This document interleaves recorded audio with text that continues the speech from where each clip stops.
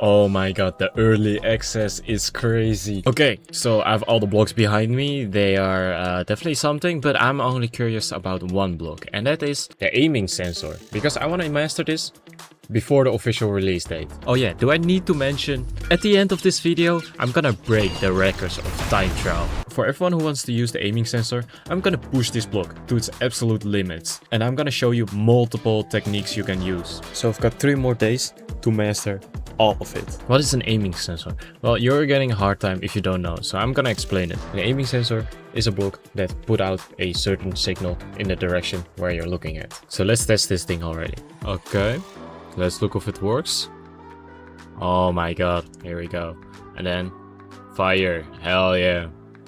Perfect, what a beauty. Oh my god, that's so stupid.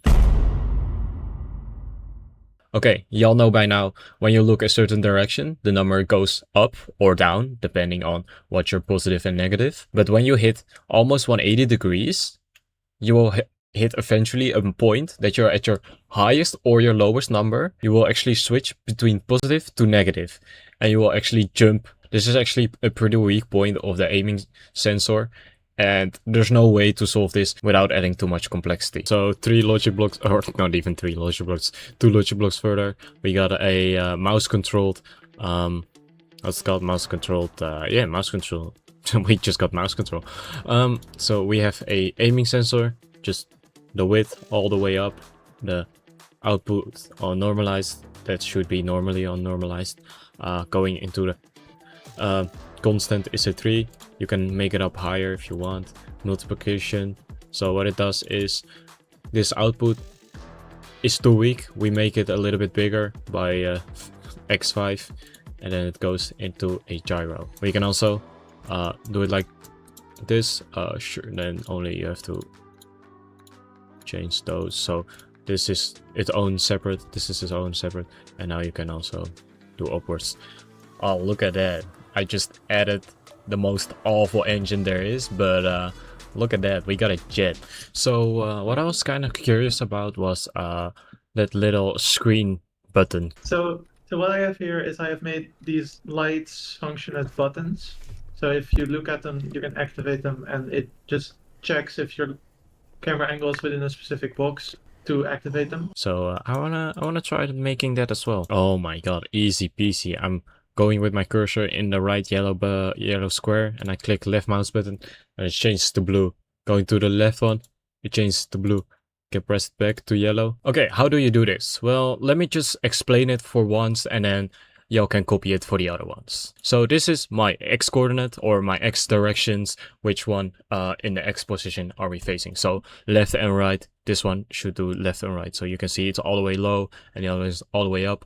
Well, the other one is basically on 0, and we go up and down, and you see this one goes up and down as well. So we are grabbing 2 comparison logic gates, damn, a mouthful, and an AND gate. What we're gonna do, we are gonna look our x coordinate first, and we are gonna go to the button, and we are gonna watch until we hit the left side of the button, and we see it's 0.56. And if we just change this to 0.56, and then go to this one and go to the right side, and you can see it's 0.53. So let's change this to 0.53, and we can see we want the insides of those numbers, so less than, and then this one should be greater, so we can actually get everything, every number in between those. Connect those into the AND gate, and then when you have finally put everything in the AND gate, you want to use the aiming sensors on the comparison gates. And now when you go over it, you can see the AND gate turning on when we are over it. But now we need to filter our vertical, because now it still works, but it shouldn't. We are getting another 2 comparison gates. Here we go. And now we are actually looking to the other number display. What we also have done is for the vertically, is it important that it's going to be on a aiming circle with speed all the way up, angle all the way up, on left and right, strength and damping, keep it on the basics, and then let's filter this one. So once again, your cursor goes to the highest point, So it's 0.26, 0.26, and now we are going to the lowest point, and that's 0.7. So we want every number between 0.26 and 0.27. So this one should be greater than, and this one should be less than, but it's already on less than. So that works perfectly. We are grabbing another AND gate, and we just put them both once again in our logic gate. Once you have done both logic gates in the AND gate, you actually get to the vertical aiming sensor and wire those to the comparison gates. Now when we are in the height of the button, then you can see it turns on. So right now we are in the X coordinate, we are correct, so left and right, this one should be always on, and for vertically, this one should go on. So if we are here, it turns on definitely, but we don't want that. We are wiring everything to one AND gate. So everything is filtered. Everything should be in the invisible square. And right now you can see it's all the way in the button. So you see it's working, and when we leave it, it turns off. This part isn't really necessary, but I like to have it.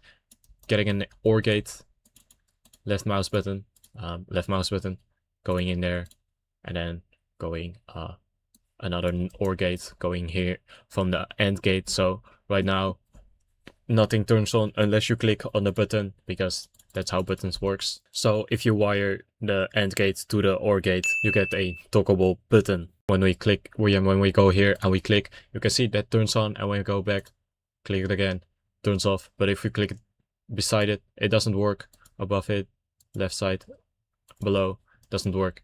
And with this, we can actually use whatever we want. So if we click here, this light turns on. Click again, turns off.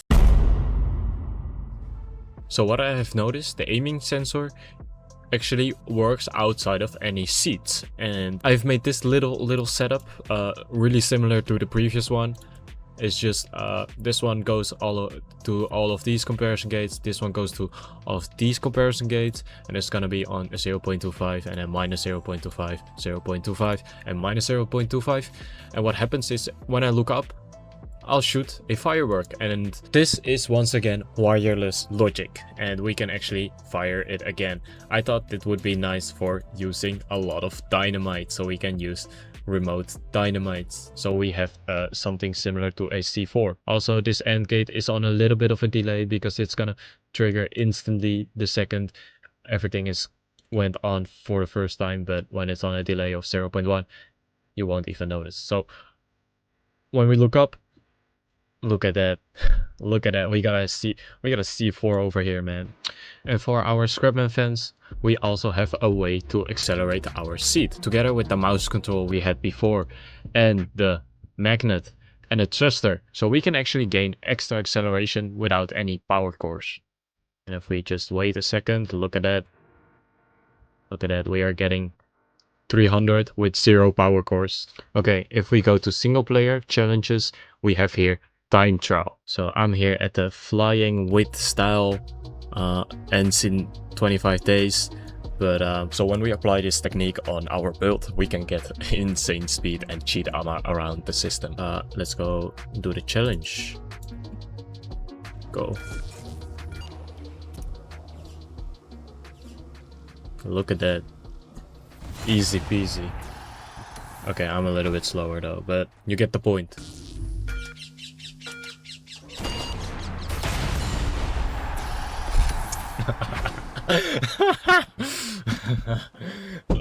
Look at that mock. Get destroyed. Oh my god, look at that then. What the hell? Everyone got a nice plane and then me. Yes, flying seat. Alright, you made it to the end. Okay. So I'm almost at 1k, and I would like if you help me with that. If you enjoy cars, you might like this video as well.